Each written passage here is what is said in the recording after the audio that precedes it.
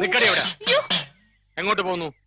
എങ്ങോട്ടും പോകുന്നില്ല, ഇങ്ങോട്ട് തന്നെ വന്ന്. എന്തിനാ ഇപ്പൊ ഇങ്ങോട്ട് എഴുന്നള്ളിയത്? അപ്പഴിനെ കാണാൻ. എന്തിനാ എന്നെ കാണുന്നത്? അതപ്പഴിനെ അറിയത്തില്ലേ? എന്നിട്ടാണോ സുമതി കുഞ്ഞമ്മയുടെ മോൻ അശോക മേനവനുമായിട്ട് നിനക്കൊരു ഇത്? കബഡി മത്സരത്തിൽ അവൻ എങ്ങനെയോ ജയിച്ചെന്ന് കണ്ടപ്പോ നീ ഇവിടെ കിടന്ന് ഉറഞ്ഞു തുള്ളുന്നുണ്ടല്ലോ. ജയിക്കുന്നവരാരായാലും ഒരു അഭിനന്ദിക്കുന്നതിൽ എന്താ തെറ്റ്?